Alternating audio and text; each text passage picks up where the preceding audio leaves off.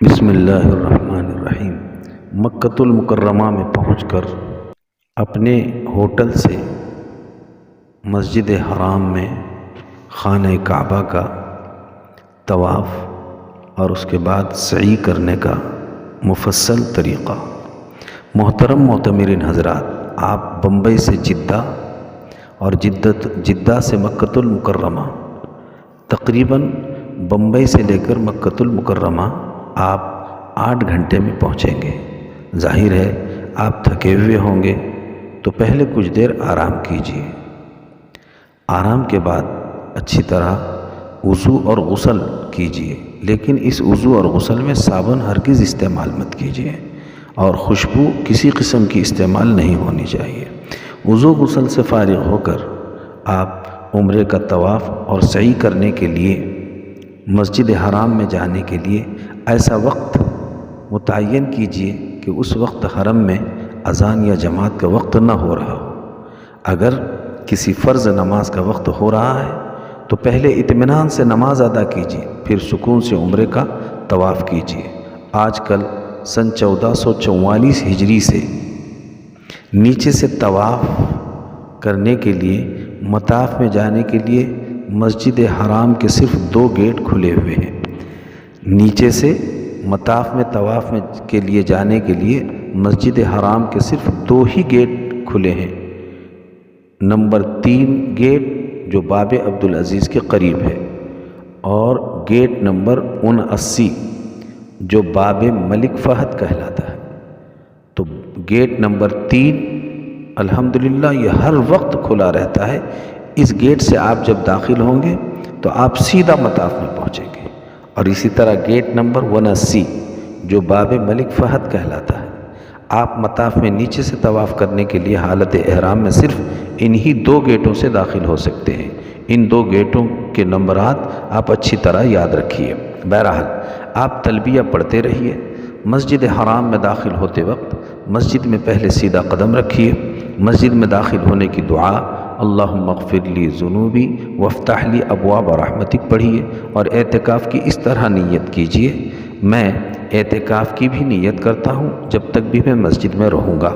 مسجد میں داخل ہو کر جہاں سے بھی بیت اللہ نظر آئے آپ اس طرح 3 مرتبہ کہیے اللہ اکبر لا الہ الا اللہ، اللہ اکبر لا الہ الا اللہ، اللہ اکبر لا الہ الا اللہ۔ پھر دونوں ہاتھ دعا کے لیے اٹھا کر اس طرح دعا کیجیے، یا اللہ میں جب بھی جو بھی جہاں بھی آپ سے جائز دعا مانگوں میری وہ ساری دعائیں قبول فرمائیے۔ یا اللہ اس گھر کو دیکھ کر آپ کے تمام نبیوں نے، رسولوں نے، نیک بندوں نے جو بھی آپ سے مانگا ہے وہ سب مجھے، میری آل اولاد کو بھی عطا فرمائیے، میرے ماں باپ اور اہل خاندان کو بھی عطا فرمائیے، اور جن سے آپ صلی اللہ علیہ وسلم نے اور آپ کے نیک بندوں نے پناہ مانگی ہے، اللہ میرے آل اولاد، بیوی بچوں اور سارے امت مسلمہ کی بھی حفاظت فرمائیے۔ یا اللہ مجھے تمام ظاہری باطنی بیماریوں سے محفوظ فرمائیے۔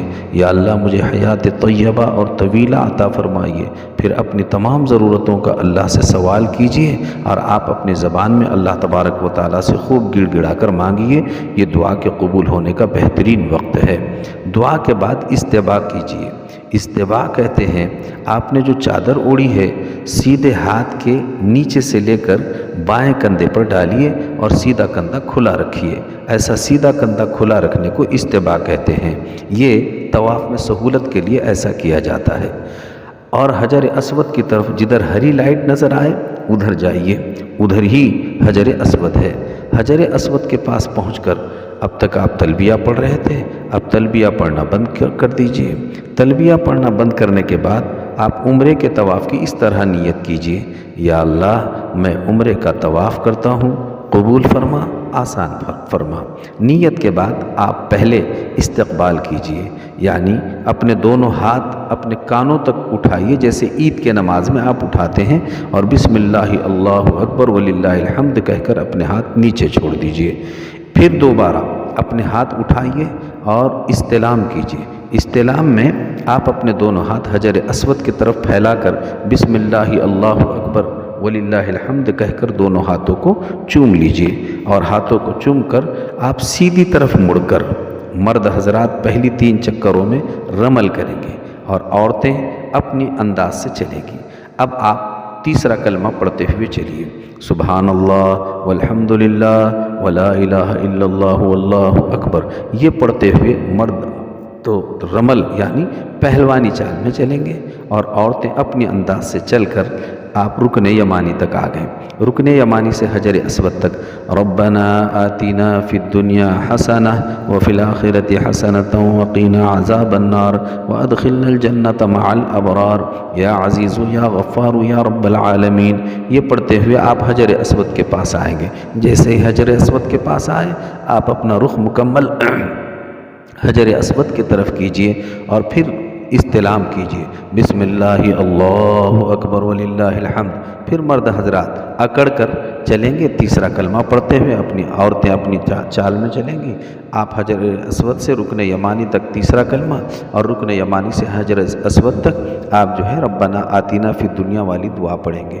حجر اسود کے پاس پہنچ کر پھر آپ تیسری مرتبہ استلام کیجئے اور استلام کر کے بسم اللہ اللہ اکبر وللہ الحمد کہہ کر اپنے ہاتھوں کو چوم لیجئے اور پھر مرد حضرات اکڑ کر چلیں گے، عورتیں اپنی چال میں چلیں گی، تیسرا کلمہ پڑھتے ہوئے رکن یمانی تک اور رکن یمانی سے حجر اسود تک ربنا آتینا پڑھتے ہوئے آئیں گے۔ یہ آپ کی 3 چکر ہو گئی۔ اب چوتھی چکر مرد اور عورتیں سبھی اپنے اپنے انداز سے چلیں گے تیسرا کلمہ پڑھتے ہوئے۔ یہ 4، 5، 6 اور 7 اس طرح 7 چکر ہوں گے۔ 7 چکر میں 7 استلام ہوئے اور 7ویں چکر کے بعد 8واں استلام کریں گے۔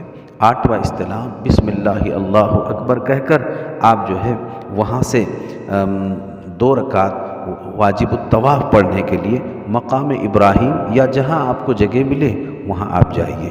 یہاں مقام ابراہیم کی طرف جاتے ہوئے آپ نے جو استباء کیا تھا یعنی سیدھا کندھا کھلا کیا تھا، پہلے اس کو بند کیجیے اور اس کو بند کر کے اب 2 رکعت واجب الطواف ادا کیجیے۔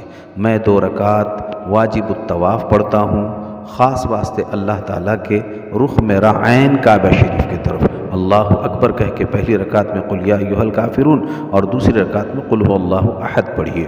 یہاں 2 رکعت واجب الطواف پڑھ کر پھر آپ ایک 9ویں مرتبہ صرف استلام ابھی کر لیجئے، بسم اللہ اللہ اکبر وللہ الحمد۔ یہ استلام سعی کی سنت ہے، اس لیے آپ کو یہاں یہ استلام کرنا ہے۔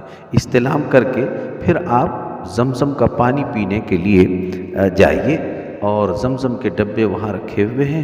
زمزم کا پانی پیتے وقت آپ جو ہے سیدھے ہاتھ میں گلاس لیجئے، بسم اللہ کہہ کے پانی پیجئے۔ پانی پینے سے پہلے آپ اپنی نیت مرادیں یاد کیجئے اور بیت اللہ شریف کی طرف دیکھتے ہوئے خوب اپنی منت مرادیں اللہ تعالیٰ سے مانگ کر زمزم کا پانی 3 سانس میں پینے کا اہتمام کیجئے اور پیٹ بھر کر پیتے رہیے۔ زمزم کا پانی تمام پانی سے افضل ہے۔ الحمدللہ عمرے کا آپ کا دوسرا کام طواف مکمل ہو گیا۔